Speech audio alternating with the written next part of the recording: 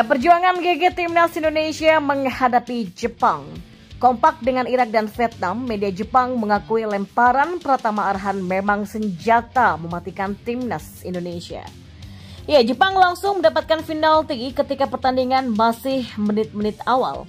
Aksi Jordi Amat yang terlalu gegabah menahan Ayase Ueda dengan mencengkram badan Ueda di kotak penalti harus dibayar mahal.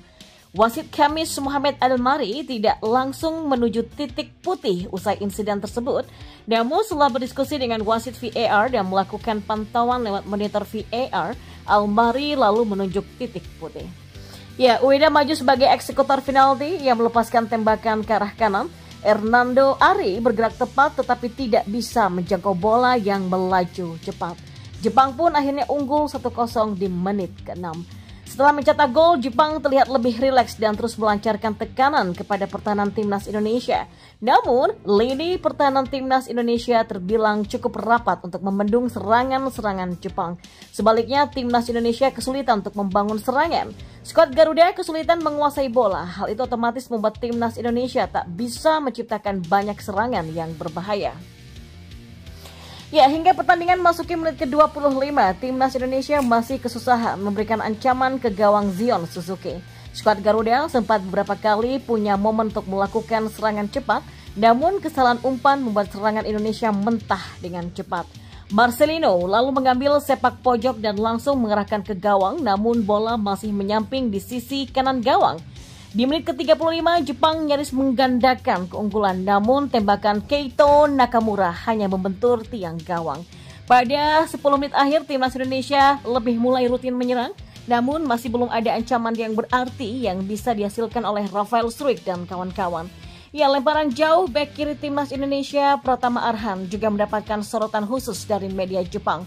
Lemparan ke dalam Arhan ini diakui memang merupakan senjata rahasia Timnas Indonesia yang cukup mematikan. Terbukti pada laga malam ini mampu menciptakan gol yang diciptakan oleh Sandy Wallace. Berawal dari lemparan jauh Pratama Arhan, Sandy Wallace sukses menciptakan gol yang cukup penting bagi Timnas Indonesia, namun Timnas Indonesia tak mampu menambah gol lagi dengan skor 1-3. Ya, lemparan ke dalam yang menjadi ciri khas Arhan juga menjadi salah satu warna dalam serangan Indonesia. Kompak dengan media Irak dan Vietnam, media Jepang Hochi News juga mengakui jika lemparan Arhan ini memang menjadi kekuatan Timnas Indonesia. Saat Arhan melepaskan lemparan ke dalam, maka pemain-pemain bertubuh tinggi seperti Elkan Baggett, Jordi Amat ataupun Rizky Ridho bakal berada di area kotak penalti lawan dan berpeluang menghasilkan gol. Ya, skema lemparan dalam Arhan menjadi salah satu alternatif serangan yang digunakan Timnas Indonesia di bawah arahan pelatih Sinteyong beberapa tahun belakangan ini. Dan di formasi bola selanjutnya, aksi heroik Justin Hubner gagalkan gol Jepang di mulut gawang Timnas Indonesia. Ya, aksi heroik dilakukan Justin Hubner saat Timnas Indonesia menghadapi Jepang dalam matchday ketiga atau pamungkas grup D Piala Asia 2023 malam ini. Skuad Garuda memang digempur habis-habisan oleh Jepang hingga sempat tertinggal 2 gol hingga menit ke-60. Saat Jepang hampir mencetak gol ketiganya, Justin Hubner muncul dengan aksi heroik untuk menggagalkan peluang emas Samurai Biru. Momen itu terjadi pada menit ke-64 saat Jepang melakukan serangan balik lewat sisi kiri. Salah satu pemain Samurai Biru melepaskan umpan silang yang kemudian disambut oleh Ritsu Doan. Kiper Timnas Indonesia Hernando Ari sudah tak berada di posisinya ketika momen itu terjadi. Namun Justin Hubner yang berada di mulut gawang mampu menyundul bola untuk menggagalkan peluang lawan. Ya, Timnas Jepang memang tampil dominan sepanjang pertandingan. Unggul 2 gol lewat penalti Ayase Ueda di menit ke-6 dan gol dari situasi umpan silang di menit ke-52. Tim asuhan Sinteyong tidak diberikan kesempatan untuk membangun serangan dan bahkan baru melepaskan satu tembakan yang tidak tepat sasaran sampai menit ke-70. Jepang sendiri mencetak gol pembuka ketika laga baru berjalan 6 menit lewat penalti Ayase Ueda usai blunder dari Jordi Amat di kotak penalti. Sementara gol kedua dicetak Ueda pada menit ke-52.